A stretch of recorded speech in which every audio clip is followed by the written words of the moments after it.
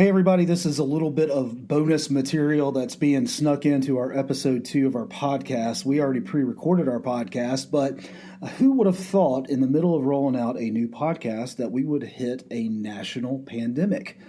So right now, everybody who's probably listening to this is in the middle of hunkering down and stacking up on water and toilet paper and food, and you're probably concerned about your job or you're concerned about your business. And I'm just telling you that there is a lot of fear that's going around right now. And I wanted to add this to the existing podcast because I thought it was just important to kind of encourage you and let you know, one, that everything's going to be okay. I'm not naive to the fact that there's a lot going on in the world right now. But you have a real opportunity. I'm not trying to tell you to take advantage of a negative situation to benefit yourself over others. But if you're not going to be going to work and you're not going to be at the office, you're going to have some time to really work on you.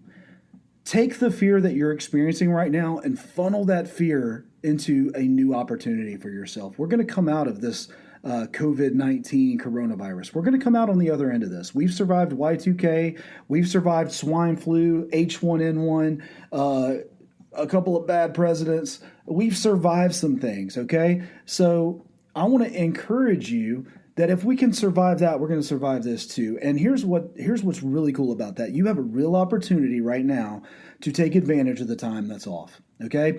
I don't know what you've been studying. I don't know what you have been passionate about. I don't know what you have been sitting on the sidelines thinking, if I could own that business, that's the business that I would own. Guess what? You have a real opportunity to dig in, study, learn, get up early, stay late, all the things that are going to be going on. You've had, up until this point, a job that has demanded so much of your time. Well, if you don't have a job demanding your time right now, I get it. You may be worried about your next paycheck, but here's the deal. You can take action and do something about this. It is time to get online, get on YouTube, search the internet, and figure out what information you need to know to take your opportunity to the next level. Okay, I started this by seeing an ad by a good, what I would consider a good friend now, digital friend, if you will, Billy Jean. I had seen ads. I knew I was getting into this digital marketing space, and I saw an ad on exactly how to create income and exactly what I needed to do to serve Facebook ads for clients and exactly how to go get those clients. So I was studying new material. I was studying my craft, and I was doing it in a time when I was losing my job. I was going through crazy too. So I know it's a little different. This is pandemic level. You can't high five anybody. You can't be touching folks, and you have to wash your hands every 30 seconds. But you can also get on your computer during this downtime, and you can learn as much as you humanly can possibly learn about your craft. So I wanted to take just a few minutes, and I wanted to encourage you. I've got a whole podcast here that I want you to take advantage of. I want you to listen to it. It's a little bit more about my story. I go into detail over my career. But if you need to hit pause right now, and you need to go and hit the Google search bar and look up a course, look up a person, look up a guru, somebody that is doing what you want to do, that is where you want to be. Stop right now and do that. Look them up. Start learning what you can learn. Now is the time to take action. Today is the day to take action. Do not sit on the sidelines while we're in national quarantine over the next 2, 3, 4 weeks while your kids are out of school. Don't let this time go by. Use it. I'm serious. Use the time that you've been given. You have an opportunity. Take advantage of the opportunity. Reach out to me if you have any questions. It's the email we're using right now is hannah@nickthemarketer.com. We are going to set up an email specifically for this podcast, but reach out to me if you have a question. I would be happy to point you in the right direction based on what you're trying to learn. So you guys hang on. There's some more podcasts coming, and we will talk to you soon.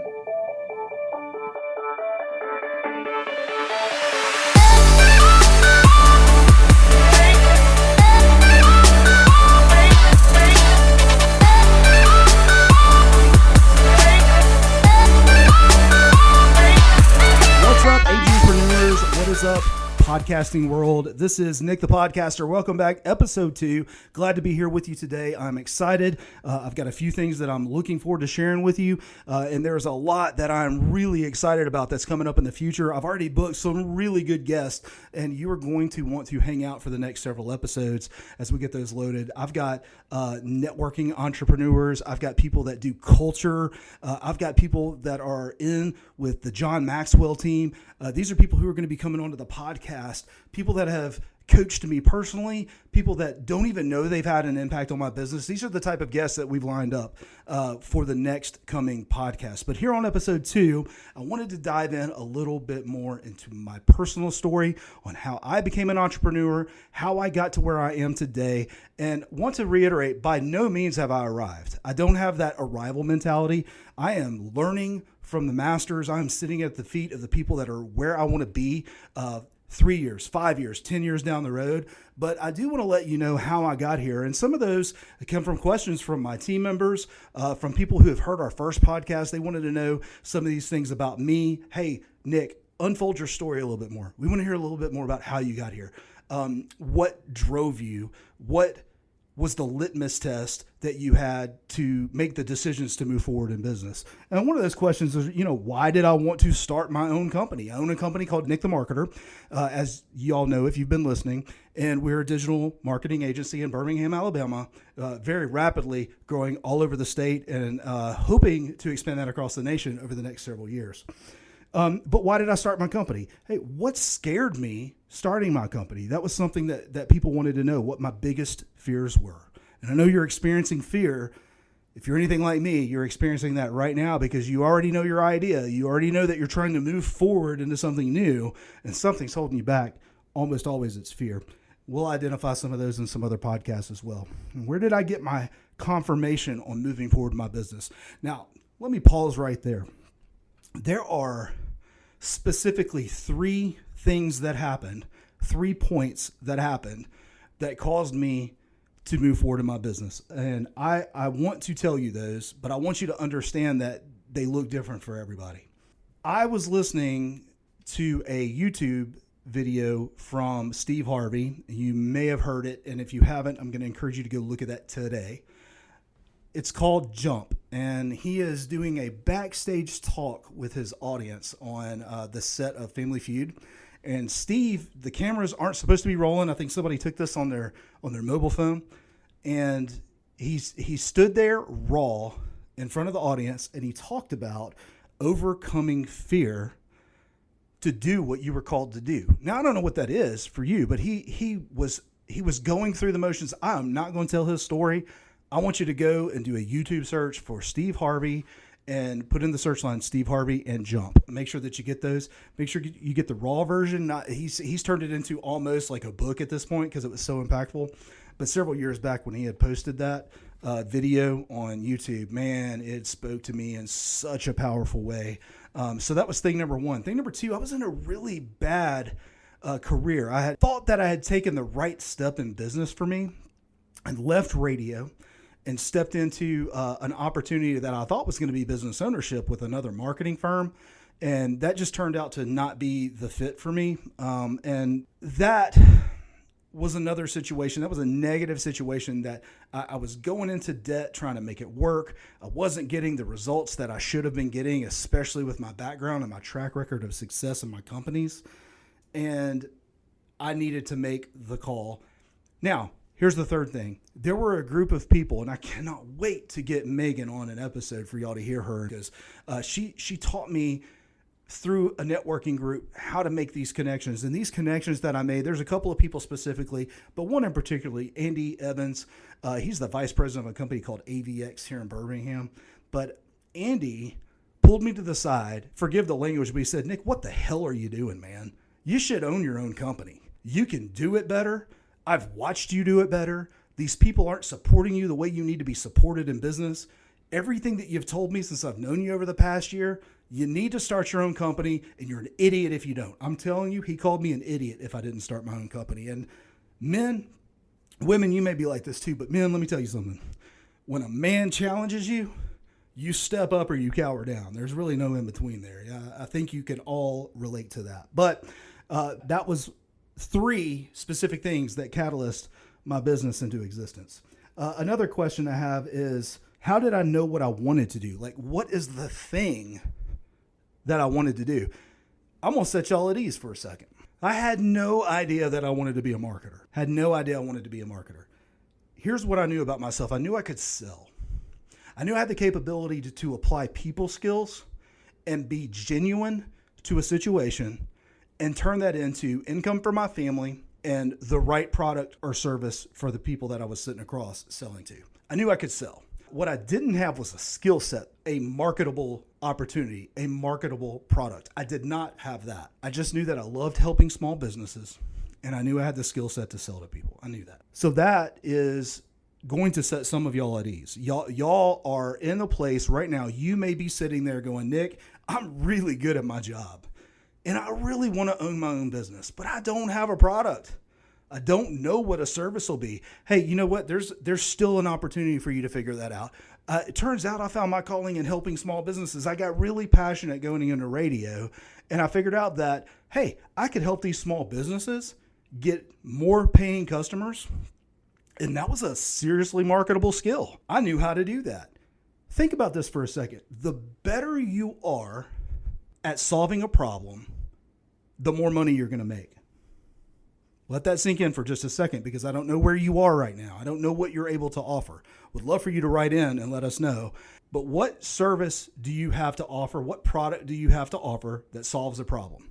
The bigger the problem you're able to solve with your product or service, the more money you'll get paid. I'll give you an example of what I'm talking about. If you are a waiter at a restaurant or a waitress at a restaurant, the service is taking the order and not screwing it up, filling up the glass with the right beverage, delivering it in the right time to a table, and that gives you a certain amount of ability to create an income. It's not very much depending on where you work, okay, but that's not a big problem that you're solving, and therefore it doesn't yield a large paycheck. Let's contrast that with a surgeon. A surgeon solves a major issue. That person saves your life. She may be incredibly talented at heart surgery. Let's just go with heart surgery. She spent all of this time in school. She's really gotten after it in the books. She graduated top of her class in medical school, and she's able to solve a huge problem. And that problem is saving your life. So the bigger problem you're able to solve for somebody will yield a bigger payday. So what are you able to do? What are you able to offer to the marketplace? The bigger the problem, the more you get paid. You know what's funny about that is when I worked in radio, I got a chance to spend some time with some really great some talk radio hosts. And one of them is Michael Hart. He has a show called The Michael Hart Show, and he's written some cool books like Unknown America, and he's just a wealth of knowledge. But Michael used to say to me, find out what the market's buying and go sell it to them. Find out what the market's buying, go sell it to them. Simple as that. So think about what your skill sets are. Think about what you're able to serve the community with, and that is where you're going to break into your business opportunity. How many doors were closed? Y'all, this is my third business. I'm 40 years old. When I was 23 years old, I got married to my lovely bride, Heather, and we immediately opened up a multi-level network marketing business. That's where we started in our first business. Now, here's the deal, Nick, that's not a real business. Okay, well, we spent 5 years in that business, and we talked to thousands of people, and we made some money. We really tried to treat that like a legitimate business. We ran taxes that way. We really worked hard. We were educating ourselves, and we treated it like a business. And therefore, I call that my first soiree into business. So that was failure number one, though. After 5 years, we just weren't making the money that we thought we were going to be making. We had made some, but not enough. But that was opportunity number one. Opportunity number two was about 4 or 5 years ago when I was with a really good friend of mine. We had started a marketing launch company where we would help other companies launch their product into the marketplace. A great company that we had learned from and invested in is called Product Launch Formula by Jeff Walker. Great guy. Go look him up. Great product. If you want to learn a skill set to launch your own product, I definitely recommend Jeff Walker. But we had gone through that course. We had paid lots of money, and we had become really good at launching products. What happened there is I took on a partnership Still love my former partner today. Have no problems with him. We just had a very different vision for what we wanted out of the company. I always was the doer. I wanted to make sure that we were physically doing the work. And he was a visionary, or is a visionary. And he was very much interested in casting the vision of the company. Here's what you should do, and then go do it. And I'm like, well, I want to do it. So we just had a very different approach to that. And after about a year and a half, that business, I sold my portion of the business. He still owns that business today, and it's still going. I believe he has turned it into an insurance agency at this point, but still, that company still exists. And then what has to this point prevented me from giving up? I think this is an interesting question that was asked to me, is what has prevented me from giving up? Well, here's the deal. I haven't given up yet. And I say the word yet, I want to disappear. I want that word to disappear out of my vocabulary because I don't want to quit. But there are a myriad of circumstances that could cause somebody to quit. Here's what I learned from my pastor, though. Actions lead and feelings follow. I have felt like quitting. Instead, I took action. I went out and met a new client. I went out and made some new prospects. I went to another networking event. I made another social media post. I made another phone call. I didn't feel like it in any of those situations, but I kept pressing forward. It wasn't about what prevented me from giving up.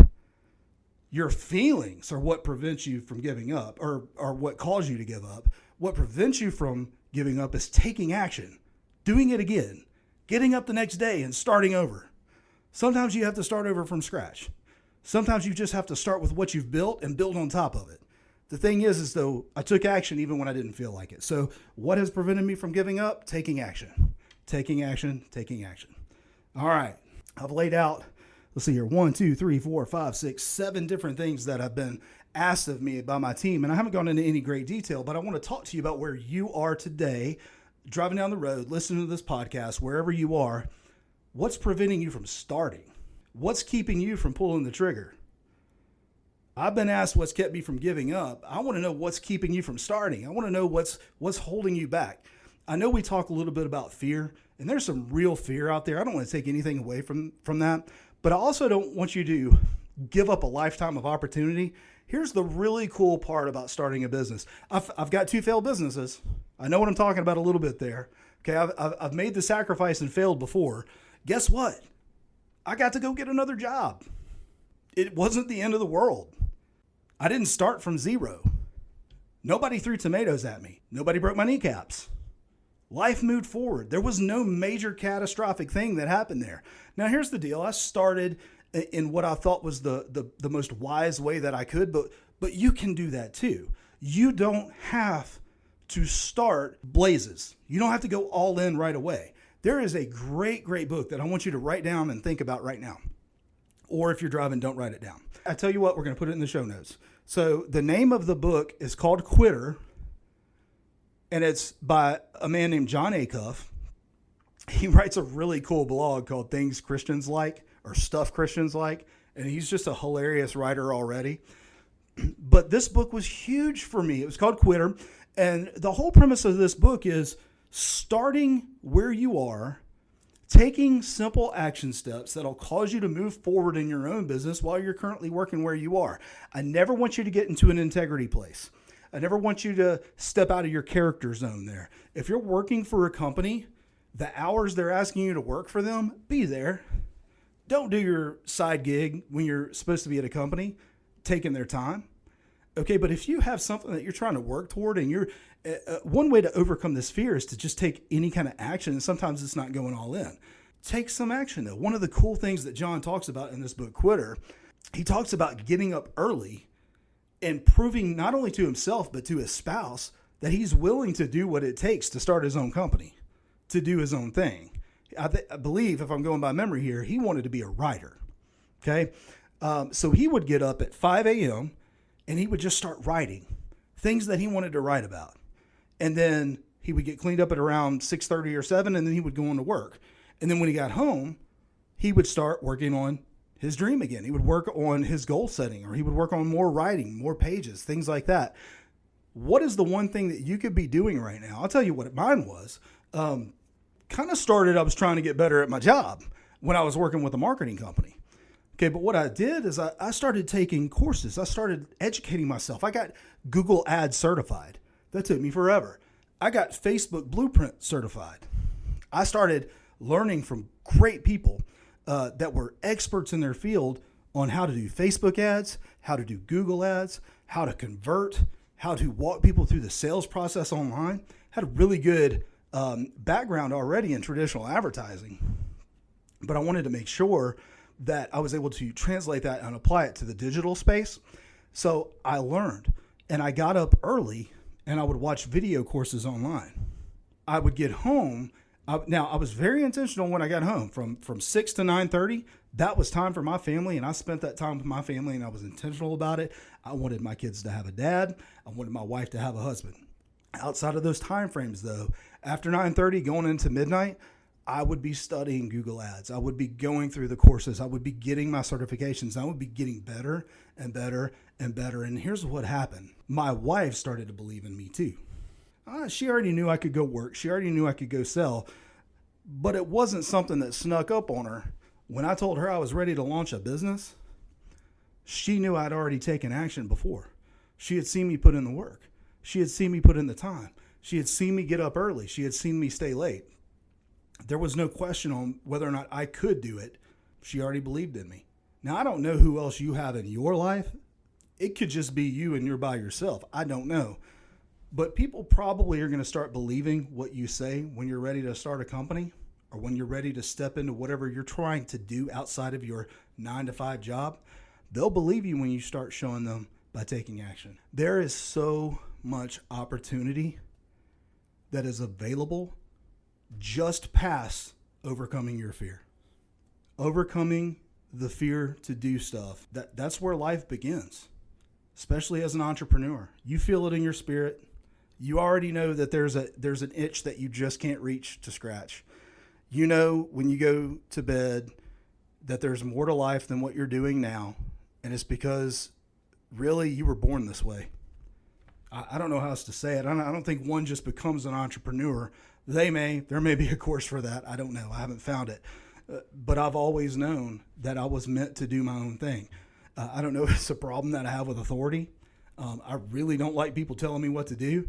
You know what's funny about that? Let's talk about that for a second. You're right. I don't like people telling me what to do, but I've got, 35, 40 clients that they don't really tell me what to do, but I'll work for them. I'm under authority.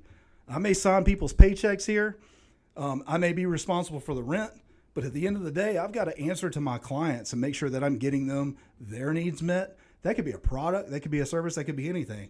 So you're always going to fall under somebody's authority. Now, back to the main point though, you may want freedom from a boss because bosses suck.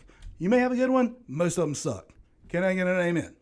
All right, think about that for a second.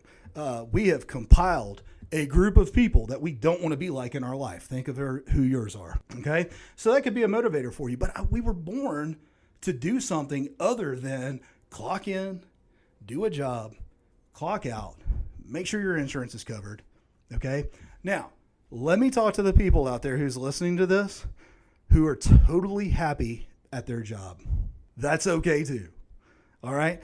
I have got a crew of people on my team that are rock stars at what they do. And some of them are doing things on the side and they're really talented at that.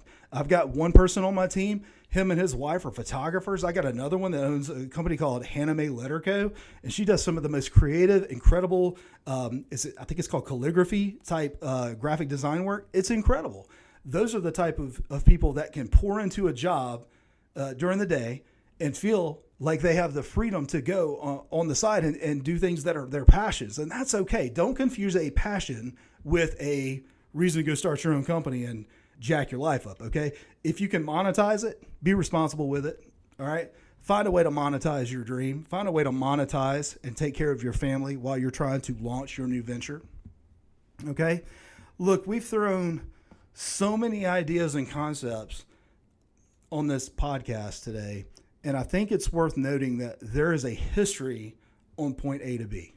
There is a way I got here that started back in 2003. I know I'd mentioned that already, But back in '03, I knew that I wanted to start a company, and I wound up, I left college. I was studio music and jazz performance, so I could play a saxophone, but it turns out you can't monetize that very well unless you're super talented at it.